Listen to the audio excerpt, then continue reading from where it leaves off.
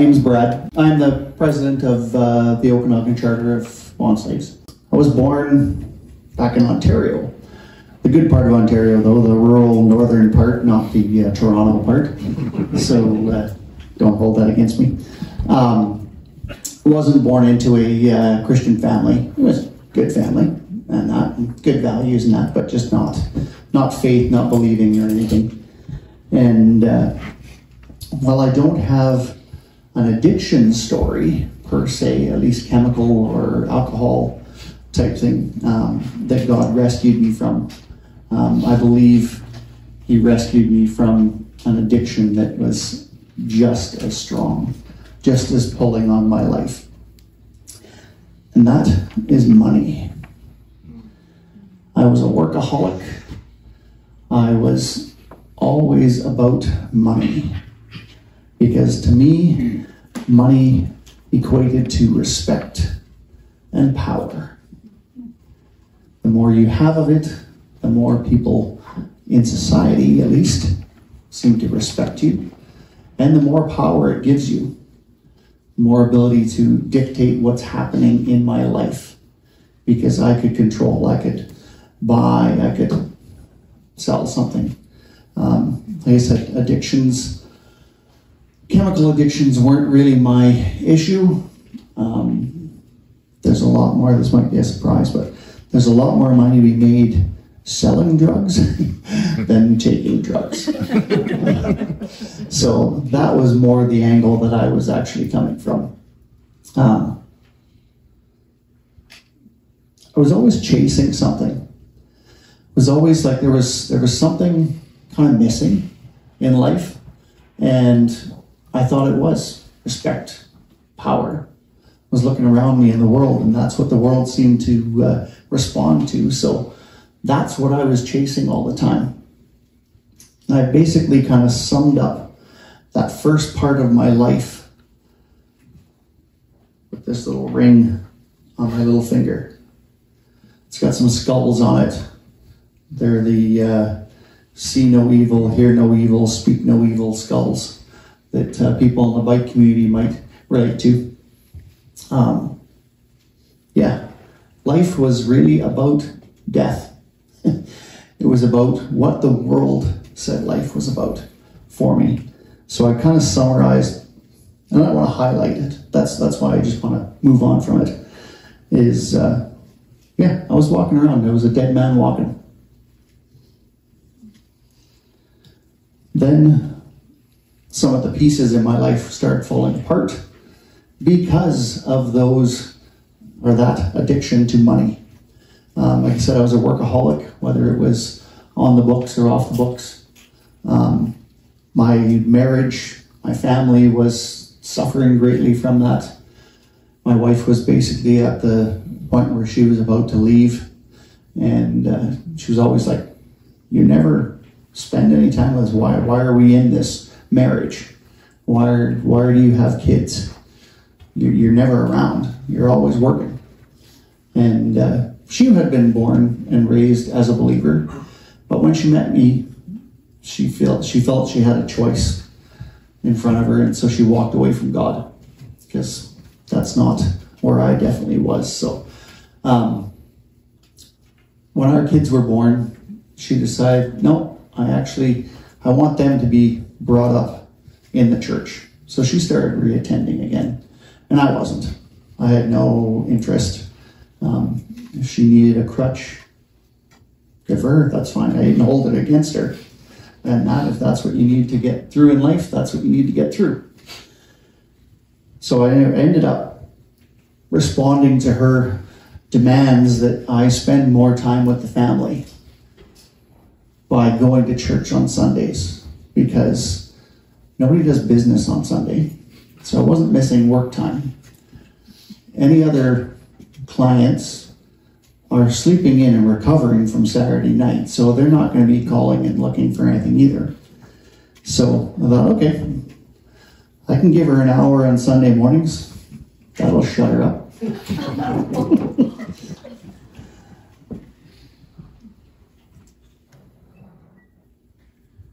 My eyes are dating me too. So I started attending church.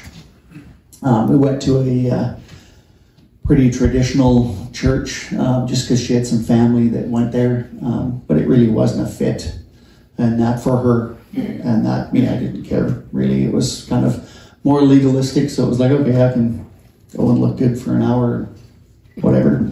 But then we started attending this little church plant that was meeting in a school gymnasium. Got to know some of the people, and they had something that I didn't have. Thinking back on it now, it was peace. And that it was basically what I was searching for and trying to replace, trying to fill that hole in my life with money. They had it. I could see it. Didn't really understand what it was, but I was intrigued, and I was like, okay, I'm going to start watching these people more. Finally, I kind of realized what was actually missing. That, this God they were talking about, maybe there is something to him. Maybe there is something to the message, that there's something more to the world than what the world actually offers. So I ended up, it was on my birthday actually, in 2001. Became my new birthday. I actually turned my heart and my life over to Christ and said, I've been blowing it the whole time up till now, chasing everything, and it's not very fulfilling, and I'm getting pretty tired. So I'll give you a chance. Maybe you're the answer. It seems like you could be the answer, because it seems like you're the answer in some people that I've gotten to know. So, okay, I'll give you a try.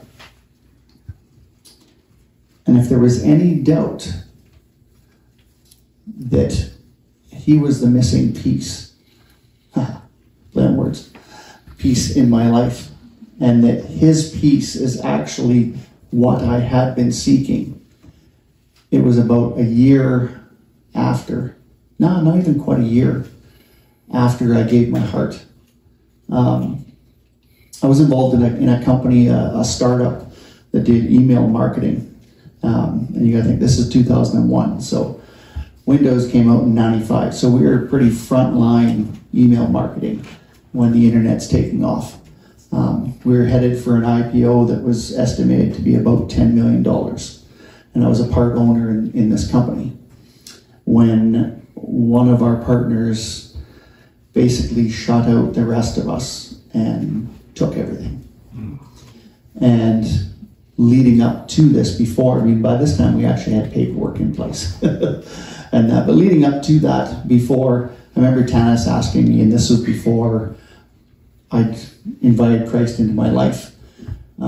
She asked me, well, you should get some of this on paper, because what happens if somebody does something? And I'm like, well, they all know that, I'll basically just go and hunt them down and kill them.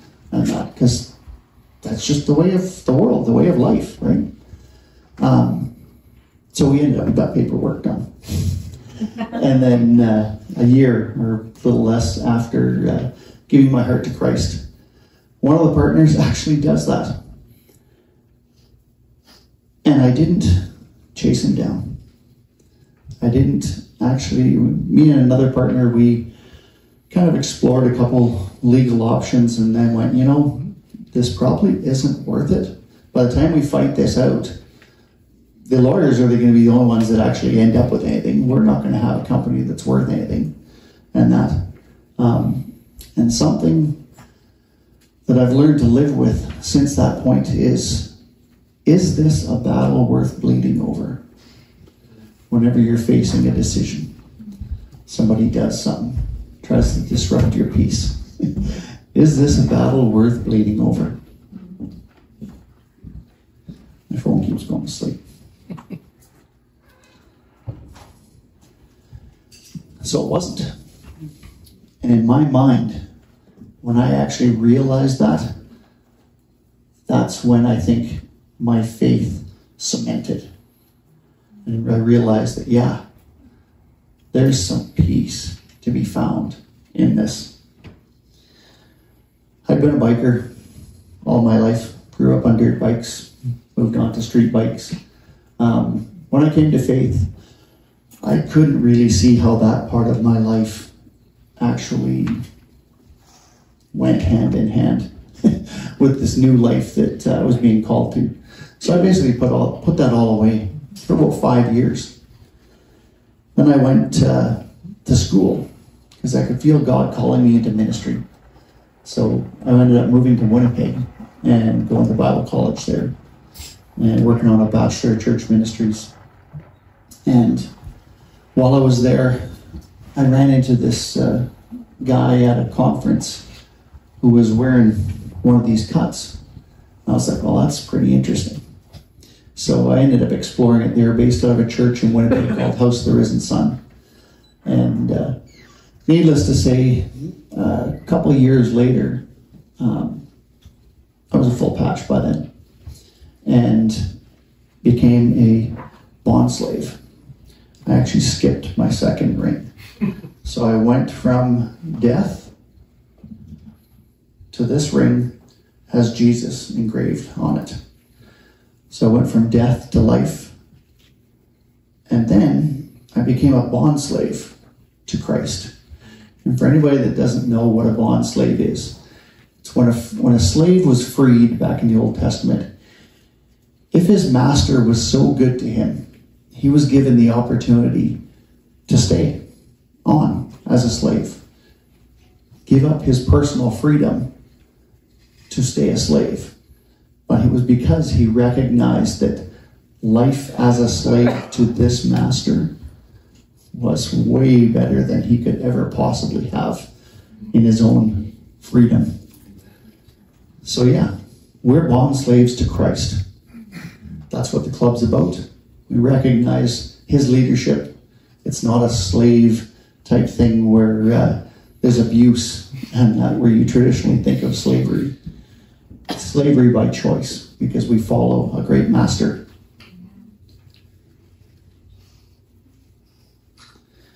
Which leads me